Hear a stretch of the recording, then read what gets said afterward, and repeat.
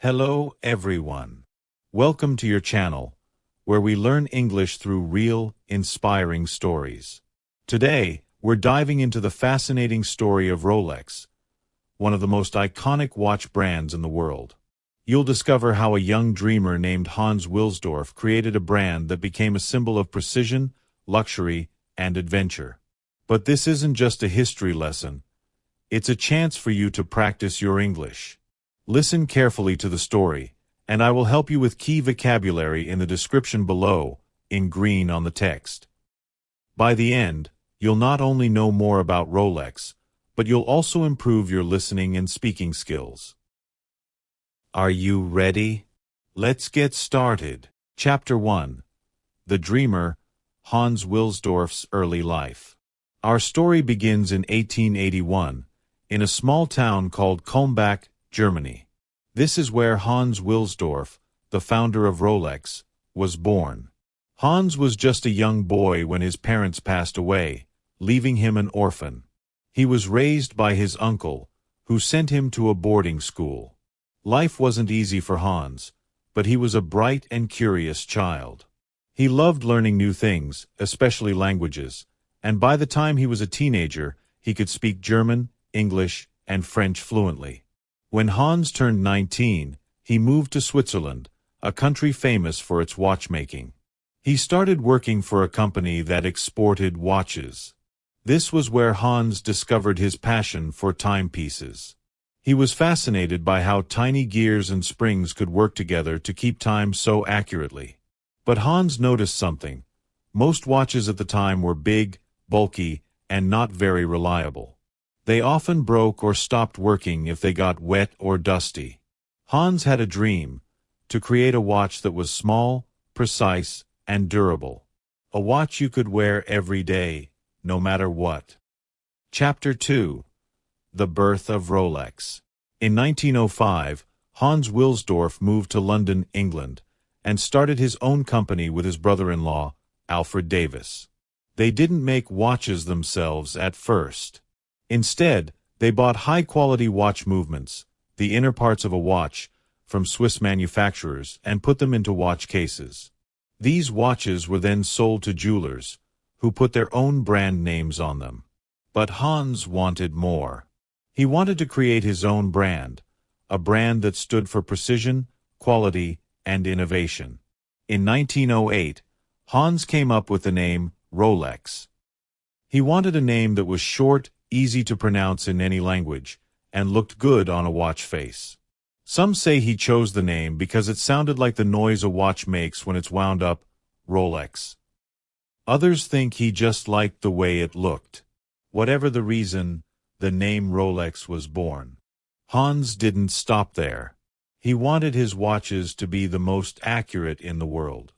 At the time, most watches were only accurate to within 30 minutes a day. But Hans believed he could do better. He worked tirelessly to improve the quality of his watches, and in 1910, a Rolex watch became the first wristwatch in the world to receive the Swiss Certificate of Chronometric Precision. This was a huge achievement and put Rolex on the map as a serious watchmaker. Chapter 3. The First Waterproof Watch. Hans Wilsdorf was always thinking of ways to make his watches better. One of the biggest problems with watches at the time was that they weren't waterproof. If you got caught in the rain or washed your hands, your watch could stop working. Hans wanted to solve this problem. He wanted to create a watch that could survive water, dust, and even extreme temperatures. In 1926, Rolex introduced the Oyster, the world's first waterproof wristwatch. The Oyster had a special case that was sealed tightly to keep water out. To prove how strong the Oyster was, Hans came up with a brilliant marketing idea. He asked a young English swimmer named Mercedes Gleitze to wear the Oyster while swimming across the English Channel. The English Channel is a cold, rough body of water between England and France, and swimming across it is a huge challenge. Mercedes swam for over 10 hours, and when she finished, the Rolex Oyster was still working perfectly. This was a huge moment for Rolex and proved that their watches were not only stylish but also incredibly durable. Chapter 4. The Perpetual Rotor, A revolution in watchmaking. Hans Wilsdorf wasn't done innovating. In the early 20th century, most wristwatches had to be wound by hand every day to keep them running. This was a hassle for many people, and Hans wanted to create a watch that could wind itself automatically. He believed that a watch should be as convenient as possible, so people could focus on their lives without worrying about their timepieces. In 1931, Rolex introduced the perpetual rotor, the world's first self-winding mechanism. The perpetual rotor was a small, semicircular weight inside the watch that moved freely with the natural motion of the wearer's arm. As the wearer moved, the rotor spun, winding the watch's mainspring and keeping it running. This was a game-changer for the watch industry. No longer did people have to remember to wind their watches every day. The watch would wind itself as long as it was worn. The perpetual rotor was so successful that it became the foundation for almost all automatic watches made today. It was another example of how Rolex was always ahead of its time, pushing the boundaries of what a watch could do. Hans Wilsdorf was incredibly proud of this invention, and he often said that the perpetual rotor was one of the most important achievements in Rolex's history. But Hans didn't stop there. He wanted to make sure that Rolex watches were not only convenient but also incredibly accurate.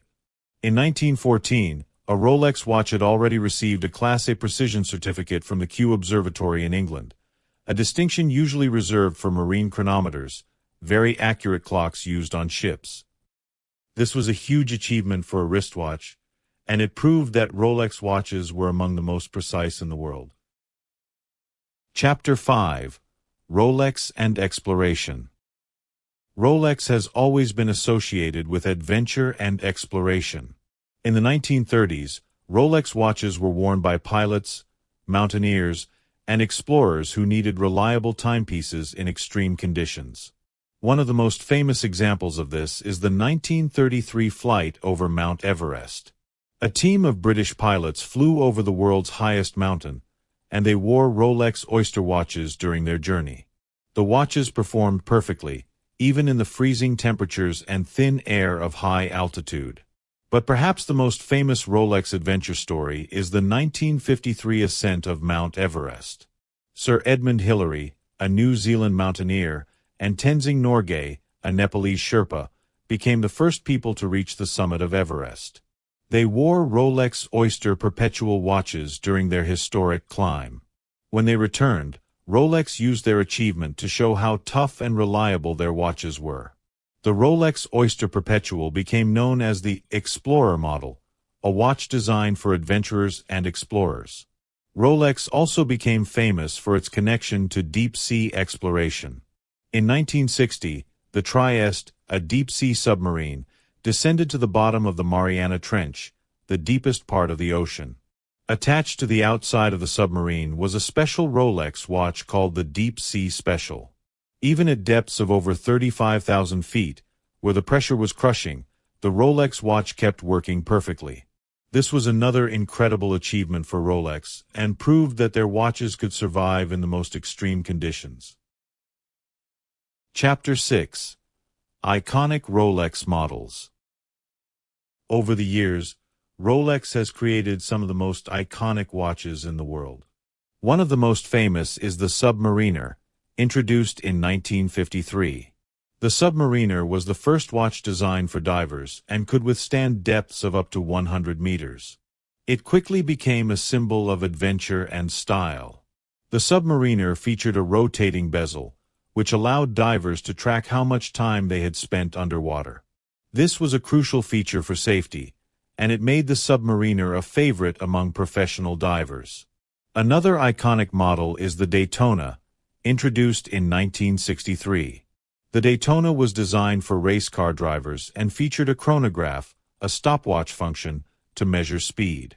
The Daytona became especially famous when actor and race car driver Paul Newman was seen wearing one. Today, the Daytona is one of the most sought-after watches in the world, and vintage models can sell for millions of dollars. Rolex also created the GMT Master in 1955 for pilots. The GMT Master could display 2 time zones at once, making it perfect for long flights. The watch featured a unique two-tone bezel, which made it easy to read at a glance. The GMT Master became a favorite among pilots and travelers, and it remains one of Rolex's most popular models. Other iconic Rolex watches include the Datejust, introduced in 1945, which was the first watch to display the date on the dial, and the Explorer, designed for adventurers and explorers. Each of these watches has its own unique story and has helped make Rolex a symbol of luxury and precision. Chapter 7. Rolex Today, a Legacy of Excellence.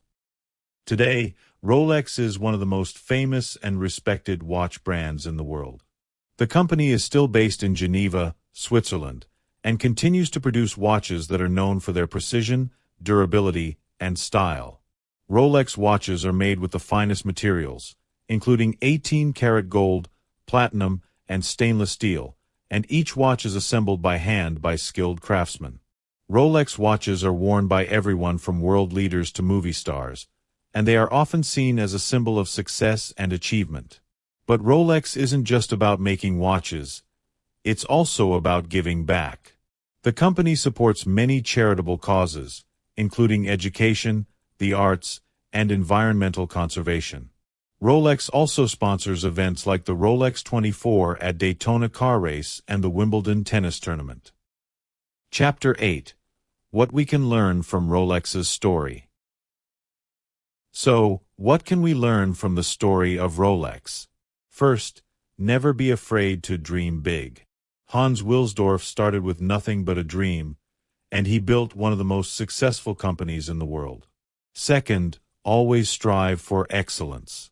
Rolex watches are famous because they are made with care and precision. Finally, don't be afraid to take risks. Rolex was the first to create a waterproof watch, the first to make a self-winding watch, and the first to prove that a watch could survive the deepest ocean and the highest mountain. Rolex's story is an inspiration to us all. It shows that with hard work, creativity, and determination, anything is possible. So, the next time you see a Rolex watch, remember the man behind the brand, Hans Wilsdorf, and his incredible journey. I hope you enjoyed learning English through stories and picked up some new words and phrases along the way. The vocabulary is in the description below. If you found this video helpful, don't forget to like and subscribe to your channel for more stories like this. Also, let us know in the comments what other stories you like to hear about. Thanks for watching. See you in the next video.